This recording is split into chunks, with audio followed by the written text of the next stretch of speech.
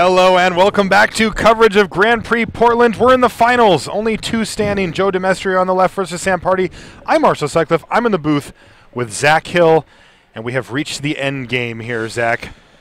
And unfortunately, it's going to start off with a bit of a stumble here for Joe as he's mulliganing to 4. 4 cards, which is not where you want to be with a deck that needs to have a certain mass of both lands and spells. That's actually kind of a historic weakness of ramp decks, is that never really mulligan very well. That's right. You just need so many resources as well as the threats to actually do something useful with them in the first place. Now, Sam Pardee's deck is Milirapod. It's not particularly fast, though we have seen it win turn 3, turn 4. I can't remember exactly. It certainly can be. It can be if the pieces come together, and it's very good at finding the pieces, but if it has to find them, it'll take a few extra turns. Right. That said, doesn't really affect things here. As going down to 4 cards, like you mentioned, Zach, it's just a number. It's just about how much resources he has, not even what, like if he could craft the perfect hand from here, he'd still have a really hard time making something happen. No, that's exactly right. I mean, and you know, he's something you'd like almost do in some occasions is to just like not play a game of Magic and like, you know, get sideboarding information that your opponent doesn't have. Yes. Which like Zvi was talking to us about earlier, but I can't even do that here. That said, the 4 cards that Joe draws, pretty good cards here. Okay. It's a Forest and it's a Search for Tomorrow, so that's going to be suspended. It's going to come in a couple of turns. Sam Pardee also had a nice start. He's got a Deathrite Shaman, and now he's going to crack a Verdant Catacombs here on his second turn. That's going to give him 3 mana. Joe does have a Pyroclasm in hand, so I mean, I think what he wants is just Sam to. I mean, he likes seeing that Temple Garden come to play untapped, and means Sam's going to cast something. But what he doesn't want to see right now is Kitchen Finks. Or heck, a Birthing Pod, right? Birthing Pod also definitely not exciting right here. All right, you see Spellskite, Wall of Roots. All right, and Voice of Resurgence. A new player on the scene here, right out of Dragon's Maze. Great creature to sack to Birthing Pod. It leaves behind arguably a better creature, you know. Yeah, right. All right, so let's see what Joe has. He's drawn his card for the turn. He's going to play a Stomping Ground tapped. He doesn't want to use his Pyroclasm just yet. Yeah, I mean, I think Joe realizes he's behind so many cards, he really has to leverage his Pyroclasm as much as he possibly can. Here's a Birthing Pod, though, and it looks like it's going to get used immediately. Voice of Resurgence, Elmer hits the bin. Elmer? Yeah, that's his name. That's his name? Yeah, I'll explain later. And he gets an Elemental token. Yes.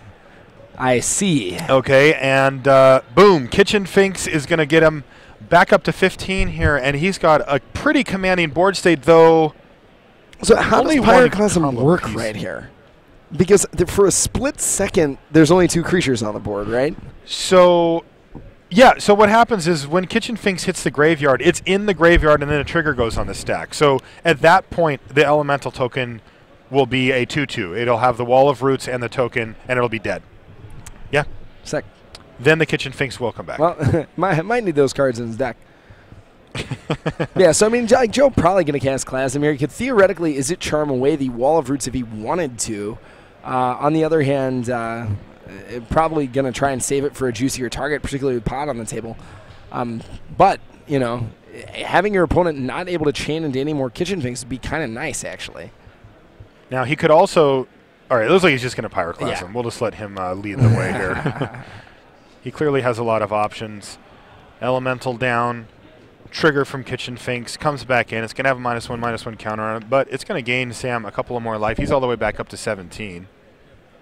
So, yeah, I mean, the question is, do you kill the Wall of Roots, which also deprives him of mana? Do you kill the Kitchen Finks? Or do you just play a land, say go, and use that Charm to either counter a non-creature spell or just dig? I mean, it's kind of rough to throw away cards to dig when you're already down on cards, right? Yeah, it is. Yeah, and that's we see him get rid of the wall. So at the very least, Sam has to produce another creature in order to get his pod going. Right. Or throw away the Kitchen Finks that's already on the table. Right. And he's going to get in there for 2 before he does anything. He's got another Birthing Pod in hand. He's also got a Spellskite. So yeah, I would expect to see that Spellskite chained into a Kitchen Fink, but no, that's not what we're going to see. Okay, Kitchen Fink's down. He's going to go get a 4. He's got a couple of options here. Probably a Ranger of Eos if Yep. he's putting that bird to the front. I have that similar read. So it looks like he's going to get a bird and a Viscera Seer. He's going to play the bird. Viscera Seer is going to stay in his hand, and yes, he does have a Ranger. All right, well, it looks like Joe's been able to hit his lands here thanks to that search for tomorrow and just hitting natural land drops. He's all the way up to 5. I think he just has 1 card in hand.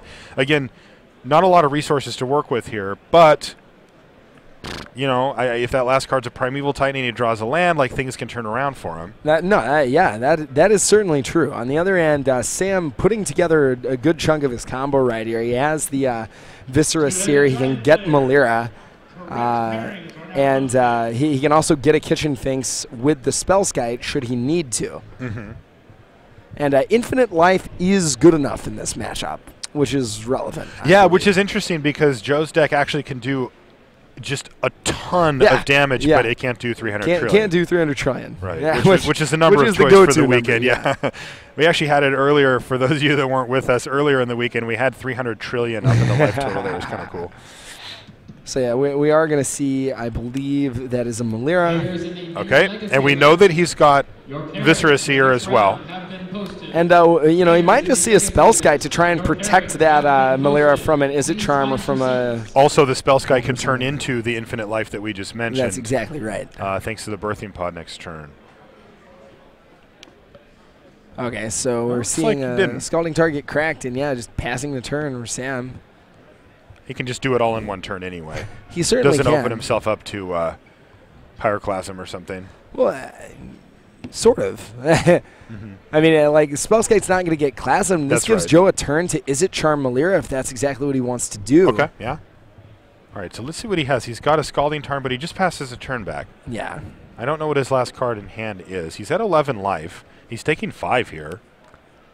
Things are going to start getting kind of sketchy for him just on the damage front. Yeah, right. With, he's down to 6 from just attacks. Yeah, because Sam also is busy starting to set up a combo. Now we see the Spellskite. So if Joe had an Is It Charm, he would need to use it in response. Probably would have used it at, you know, so as to avoid taking 2 damage. Yeah, on his own turn or when the attack happened. All right, Spellskite down. And this is it. Yep. We'd expect. We see a black mana sitting there available for the Viscera Seer, and that's going to allow Sam to gain as much life as he wishes. I can't really hear how much. Yeah, okay. And Joe picking up his cards, drawing an extra card. I mean, can't be, you know, he really put up a pretty good fight for mulliganing to 4 cards. He really did. I mean, on the other hand, he's got to want to play 2 real games of Magic. That's right, and he did not get to do that in the first game. So the next 2 games are going to be sideboarded here. We've got some upcoming webcasts for you to check out as well. Pro Tour Dragon's Maze is this coming weekend. Yeah, it's next weekend. We're going to be there. You and I, Zach. Rashad's going to be there too, bringing you all the action Friday, Saturday, and Sunday. After that, Grand Prix Providence, June 8th and 9th. That is a team sealed event. I'm going to be there covering that one. And then on the European side, same weekend, Grand Prix Gothenburg is on June 8th and 9th as well. I don't know the format for that one. Yeah, I'm surprised to hear you're covering that, Marshall. I figured, you know, team format, you might be trying to put team limited resources together. One of my teammates decided that he wanted to work at Wizards instead of playing the GP with me. So, yeah. I was going to play in it. We had it all planned out. Such poor Lauxian timing. I agree. We had it all planned out, but the guy's got to do what he's got to do. All right, let's take a look at the bracket. This is kind of sort of the road to the finals here. Joe Demestrio got by Mattia Ricci and Scapeshift Mirror, but a different deck. I mean, these decks were much different. Joe's being more potent, but Mattia's having the ability to defend against more things through counterspells and blue stuff. And then he beat Svi Moshowitz in the semis. Svi, great run this weekend. Yeah. I mean, casually shows up as a Hall of Famer here at the GP and just, you know, makes top 4 like you do. That put Joe in the finals. On the other side of the bracket, DMAC, Dan McDonald, and his Malira pod got by Ori Guo. Must have just ground him out. We didn't get to see much of that match. But he did have to play against Sam Pardee in the semis, and as you know, Sam got by him in the Malira pod mirror. That was a pretty nice match that we got there, setting up our finals. So players, as you can see, are looking at pieces of paper. Those are deck lists for each other. They're allowed to examine deck lists, and that's going to give them perfect information about what the possibilities are, though it does not give them perfect information about what their opponent's actually doing. This creates kind of an interesting thing, because normally you make your best guess at what your opponent's going to try to do post-sideboard. In this case, though, you know what they could do, and they know what you could do, and there's this leveling game that can come out of it. I'll tell you, if I'm Joe, I actually want to side out my Prismatic Omens. Like, Pardee has access to Abrupt Decay, and the only target for Abrupt Decay, I think he has Harmonic Sliver, yeah, he does. and Kasali Pride Mage too. Yeah, and the only targets for those are your Prismatic Omens. Oh, really? Sort of sitting there like a sore thumb. Yeah, I mean, what are you going to do? Target Sakura Tribe Elder? So I like taking those out. You've got Graph Digger's Cage, which still gets hit by the same cards, but it just totally devastates your opponent's board. You've got a Fire Spout if you want it, which we saw the mass removal, very, very effective. I actually like Remand. Okay. Because Remand's just good against mid-range decks. You have a lot of expensive cards like Birthing Pod coming down for Pardee, and Is It Charm. Okay. Is It Charm kills all of Pardee's relevant cards, can also deal with a Chord of Calling or a Birthing Pod. Okay. You might want to try and find room for a Dismember, just because the spot removal is so effective against Pardee trying to assemble his combo together. Or keeping him off of mana creatures. Right, exactly. So I might not bring in the 4th Remand. I might take out an Obstinate Baloth. I mean, Obstinate Baloth is not terribly exciting in this format. No. And not in this format. It's very exciting in this format, not exciting in this matchup. On the other end, from Pardee's side, I think you just want to rip your opponent's hand apart with Thoughtseize. How many does he have on the board? He has 4 copies on the sideboard. Oh, my goodness. None of the rest of his cards. Dismember, not exciting. Lingering Souls, not really where you want to be against an opponent with this many mass removal spells. I mean, it's okay because you get to flash it back, but it means you have to take out a combo piece, and its clock is not very fast. You remember, Joe can just kill you with Primeval Titan or with Scapeshift. That's right. I think even Mind Sensor pretty effective against both Scapeshift and Primeval Titan. Probably worth having 1 copy in the deck. And I could see bringing a Voice of Resurgence just as resilience against all this burn that Joe's throwing your way. Okay. Now, in terms of what he takes out, I mean, I could see him leveling him, realizing that Joe might side out his Prismatic Omens and taking out Pardee's own Voices of Resurgence. Beyond that, it's really hard to say. I mean, the deck is kind of a well-oiled machine. I might take out some number of Birds of Paradise. Like, you really want exactly 1 mana creature. You don't want a draw with like 3 of them just asking to get Pyroclasmed. Right. Spellskite, not really doing a whole lot. Kasali Pride Mage, not doing a whole lot. Wall of Roots, playing no defense, although it's a decent mana creature that survives a Pyroclasm. But and Orzhov Pontiff off Pardee, probably close to blank. So that at least is a very easy cut. Okay. Joe Demestrio on the play here. Hopefully we're going to get a chance to see what his deck can do, as he did mulligan to 4 in the first game. And that makes it hard to win no matter what deck you're playing and no matter who you are. I think Joe essentially just wants to keep a hand of cards right now. Yeah, probably the goal. All right. I think he has a 2-land Farsi can with a Primeval Titan. Hard to argue with that. Yeah, he's got Is It Charm to disrupt his opponent as well. And I think he has Steam Vents Forest as well. Yep. All right, he's going to keep it. There's a Steam Vents. Sam Pardee kept his hand too, so this could be it. If Sam wins this game, this GP is done, and Sam will be your champion. If not, we're going to get a game 3. Yeah, and so Sam immediately cracking the Misty Rainforest, signaling strongly the turn 1 mana accelerant. That's right. He's got so many of them in the deck. You can see either a Bird of Paradise or a Deathrite Shaman. Bird of Paradise, semi-relevant in that it's slightly harder to Fire Spout away. True. But that very unlikely to come up, given that Joe also plays green in his deck. All right, he drew a Remand for the turn. This is interesting. I don't know if he has another land drop, but do you just sit back on remand if you don't have a land drop? I think you have to Farseek here. You've got an Is It Charm in your hand that you actually can't cast right now. Okay. Because both your blue and red sources are in the same steam vents. So I think you have to Farseek. I mean, you also just hope that you draw a land naturally. Can Is It Charm either the Bird of Paradise or another threat while representing remand mana, which kind of puts you in a commanding position. I think you just have to go for it and say, all right, Sam, you've got one turn to do whatever you want. Okay. Looks like he's really deep in the tank about which land he should go get here. Yeah, I mean, he doesn't even have his deck in his hands. It cannot be... Cannot be a needs basic to be blue forest. or red. Yeah, right. And that's a little interesting because we do know he has a Primeval Titan too. Now, you know, you got to have some faith in your deck that you're gonna get there at some point. Plus, he can just there he is. So he's gonna get a stomping ground. It is relevant again, we saw against Affinity, bringing in Blood Moon. Pool. Actually, very relevant that you can't get basic forest with Farseek. Yeah. Because you might want 2 green mana for your Primeval Titan through a Blood Moon. Farseek says sorry. No. That is exactly That's what the I one do we not don't get. do. Yeah. Took that day of school off, and I don't know how to do it. All right, Thoughtseize for Sam Pardee reveals. Wow, Scapeshift double Primeval Titan Remand and an Is It Charm. What you definitely don't take here is Primeval Titan, I think. Right. So does that mean Scapeshift is the next stop on this train or not? I mean, it's not like Scapeshift is doing anything for quite a while. I think you take Is It Charm. Okay. Like you just remove your opponent's ability to disrupt you. You don't walk into Remand. Remand does draw him into more lands though, but I think you take Is It Charm and just say, sweet, I get to keep my bird around. I get to play a Viscera Seer.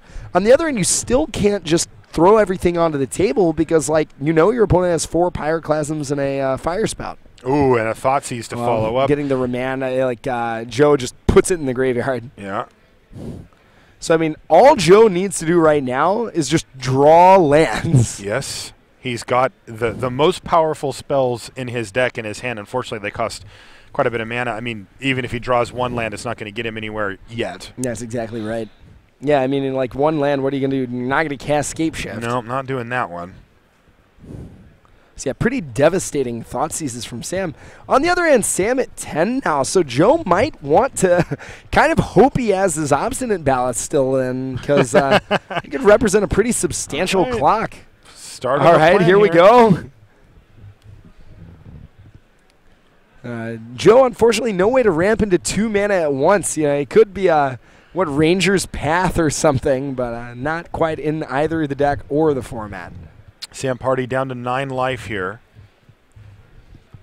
but with a lot of momentum going forward as he knows exactly, he has perfect information on his opponent's hand, and he knows that his opponent isn't doing anything for a while. And just casting Revelark to present a 4/3 flyer. I mean, the thing is, when you dilute your deck with Thoughtseizes, etc., it's harder to assemble your combo. That's right. On the other hand, you still just attack and block. I think that he drew an Is It Charm. Yeah, I think you just got to fire off an Is It Charm right now, say here. Whatever is to these Scapeshifts, and just get some lands. Pyroclasm, that's a reasonable start. All right, yeah, so what do you discard? I think you probably just discard Remand and one of those Scapeshifts.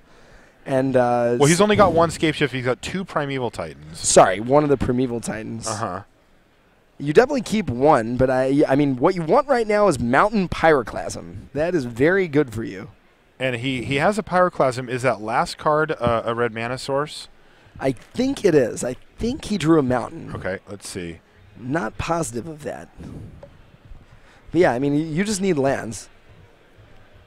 There it is. Mountain Pyroclasm. All right, so that's going to take out 2 of the creatures here. Sure, he can get them back if the Revelark dies, but getting rid of the Deathrite Shaman's nice. And if you look, Sam's only got 3 lands. Right. It's not like he has ultimate flexibility here with his mana. It's going to limit him to so 2 things per turn in this case, but the Spellskite not doing a whole lot on this board, and really neither is a Viscera Seer. No, exactly. I mean, you can sack Revelark to get back the cards that he Pyroclasm away, but that means you're not hitting him for 4 every turn. So I mean, for 1 or 2. Joe really needed that Is It Charm. Yes, he really did, and now he is 1 land away from that first Primeval Titan. Once that gets rolling, the wow! What did he get? Wow, he got the discarding that Primeval Titan. nasty. Yeah, I mean, like you've got to get rid of that Primeval Titan when you're discarding Izzet. You can't really expect a third Thoughtseize. Right. But right now, I mean, you're going to cast the Pyroclasm, but really you don't have a lot right now. Yep, you just got to cast That's a Pyroclasm. devastating Thoughtseize from Sam. And he's drawn a he's drawn a Steam Vents here. And gonna And scry he almost is he gonna play it? I don't you just keep it in your hand? So I mean, but like on the other end, the 2 life could be very relevant right here. Yeah, Oh, yeah, I think that's you just true. cast it. Like if he draws Primeval Titan and then he can't cast it, he's like super embarrassed. All right, down to 7 here for Joe. These are critical draw steps as Sam moves closer to a GP title here. All right. It is a search for tomorrow. He's in search of a Primeval Titan, not tomorrow. So, I mean, he does have 7 lands, meaning that Escape Shift does something Yes. if he's able to draw one. And down to 3 His Escape for Shift Joe. kills Sam. Oh, He because has all Sam's the at time. 7. Sam's at 7 after. Wow. That's 3. What are we going to see? It is that Escape Shift. That's No, that's it. a remand. That It's is over. the Grand Prix. Sam Pardee defeats Joe Demestrio in the finals here, 2-0 with Melirapod. And he is our champion here from Portland. Woo! Man, so That was some good local stuff. finish does. All right, yeah. Yep, Sam, Sam's from. Is he going to come over and chat with me?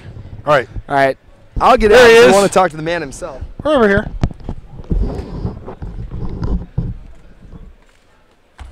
Here, you can. Yeah, he is. All right, so you sit here, and then this goes like that on the back of your head. Yep, Okay. perfect. You did it. All right, we got him. Solved it. They're going to bring the thing in. They're listening to us. Hey, everybody. Marshall Sutcliffe, Sam Pardee, congratulations, Thank man. you very nice much. work. You just won a GP, sir. Yeah. So, feels good. so somebody on Twitter said, and I wasn't aware of this, you had gotten second at GP Toronto. Is that correct? Yeah, I lost to Willie Adel. I was playing the same deck, like 4 cards different or so. Okay, and then you had a nice run at the Mox tournament, Yeah, I also won a PTQ with this deck. and you won a yeah. PTQ as well. Okay, so why don't you tell us a little bit about this deck and why you like it so much?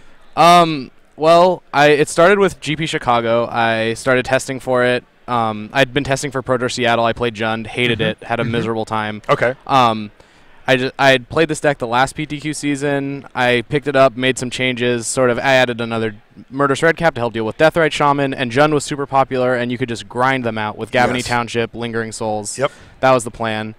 And then I feel like I got proficient with it. I've cashed 100 daily events with it on Moto, like actually 100. man. So I've probably played 150 daily events. Yeah, it's incredible because, I noticed just from watching you play it, like your actions are crisp. You know exactly what you're doing. You know exactly when to do stuff. Like you had no hesitation in any of your plays. Yeah, exactly. I know. I feel like I know the deck inside and out. And Voice of Resurgence, that was actually me and Matt Nass were talking about it, playing the same 75.